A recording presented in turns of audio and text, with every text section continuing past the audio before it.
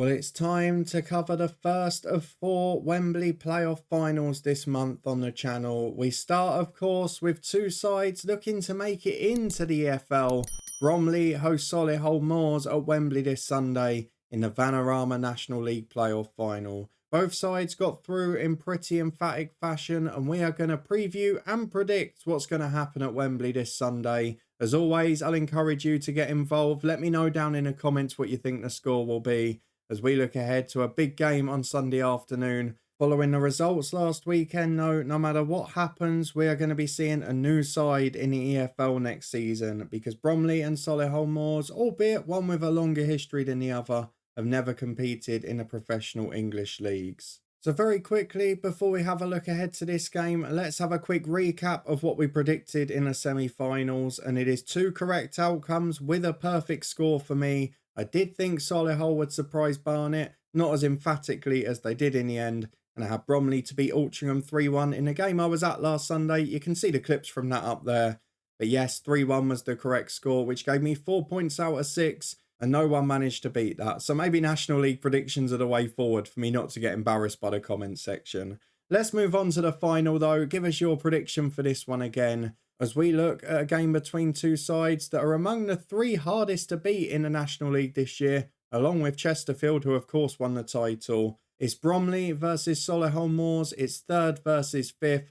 5 points separated them in the overall season. And we've got a weird scenario where they've actually played each other twice in the last 7 matches for Solihull, the last 6 for Bromley. Once in the FA Trophy semi-final, which Solihull came just out on top in. They're going to be at Wembley again next weekend for non-league finals day, which we'll be at too. But then a week later in the National League, Bromley wrapped up the top 3 with a big convincing 3-0 win in a home fixture there. Now, I'm going to start with Bromley Altrincham because I was there at that semi-final last Sunday. And it sort of shows for me why I feel Bromley are both more dangerous and best placed to perhaps get promoted to the Football League out of the sides, because Bromley are a team that have adapted their style several times over the last 2 or 3 years based on what players they've had. Andy Woodman has had to regenerate the squad at times and has done a very good job of it. All in all, though, they have been led by a superb striker in Michael Cheek, who always seems to pop up with a goal, despite the fact he actually missed 1 or 2 great chances in the Altrincham game. This season, it's a combination of that with quick, tricky wingers, fullbacks that are flying forward and getting the ball wide into dangerous areas early. But in the second half, it became about what can Bromley do with plan B, because we saw their eventual opponent Solihull struggle with set pieces direct against Halifax, and it probably caused 1 or 2 of their hairiest moments against Barnet, albeit they didn't have too many. And Bromley very much saw that in Altrincham, their opponents last Sunday, because at half-time, I've got to be honest, I was gobsmacked. I thought my prediction looked stupid. They were very passive. They were sitting off the ball. They weren't getting particularly involved with Altrincham as they were playing through them at will. And at 1-0 Altrincham, it looked like it was going to be a very comfortable surprise for the visitors.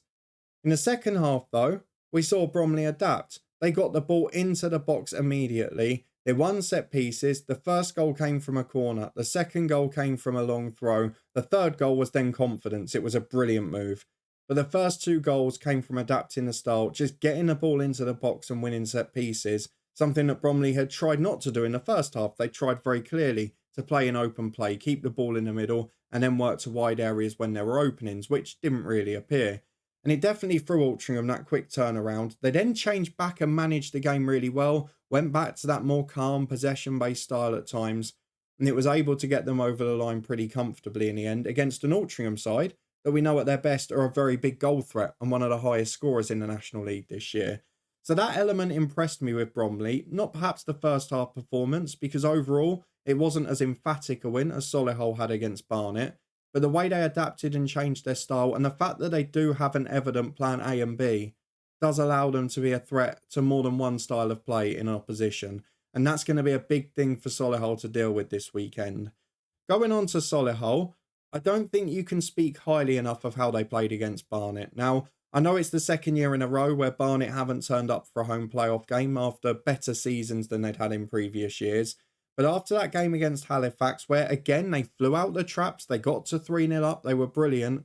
In that game, they allowed Halifax back in. We mentioned that silly goal they conceded, free header from a set piece, and then they got themselves into a little bit of trouble. However, against Barnet, it was ruthless and it was professional from start to finish.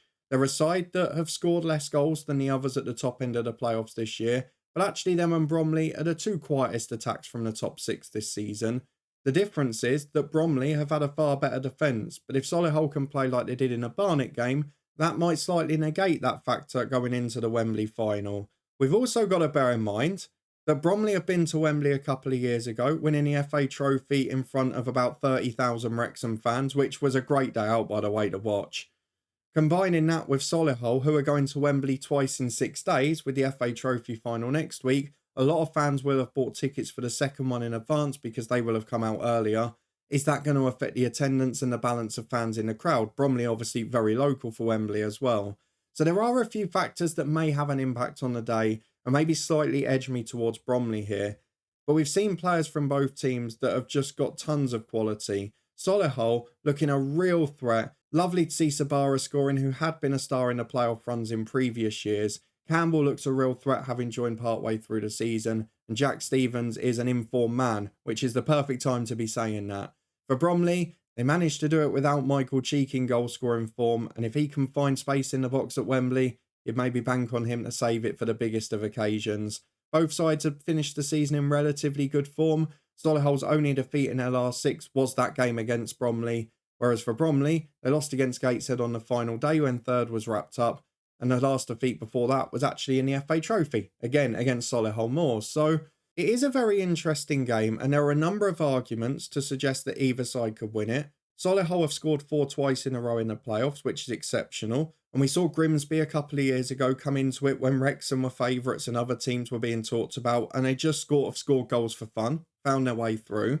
We saw Bromley maybe struggle with the weight of expectation in the first half on Sunday, but then they responded brilliantly to it. They've got a lot of advantages in terms of locality, Wembley experience for some of those players there.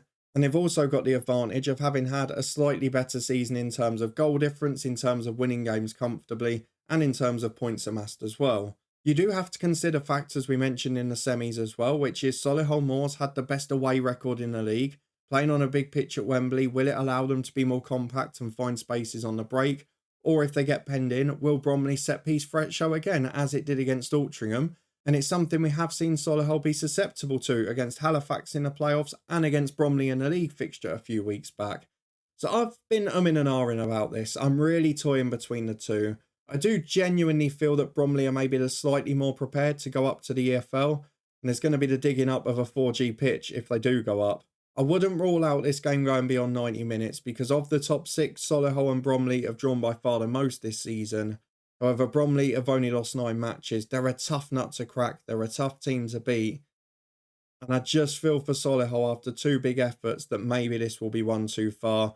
Obviously, they're going to be at Wembley again the week after. Hopefully for them, if they do lose this weekend, they can then go and get a bit of redemption the one after.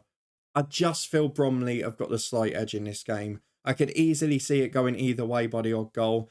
And I don't think it will be a comfortable win for either, like we perhaps saw in the semi-finals. I'm going to go for Bromley to win this one and just win promotion to the EFL with a 2-1 victory at Wembley against Solihull Moors. I was edging towards doing it over 120 minutes, but you know what? I'm going to say within 90. Bromley by 2-1 and to secure promotion to the EFL.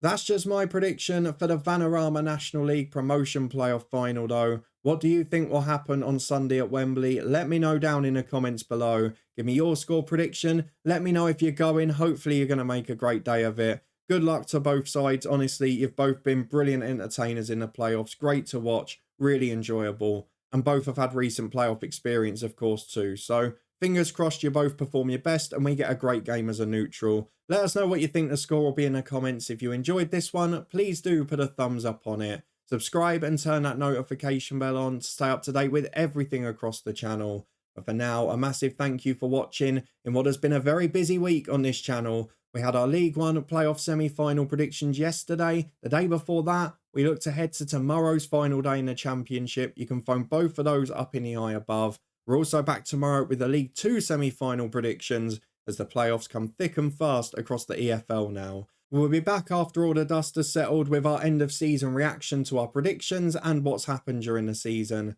But for now, thank you very much for watching. Good luck to both teams on Sunday, And in the meantime, we'll see you back here tomorrow to look ahead to the League Two semi-finals.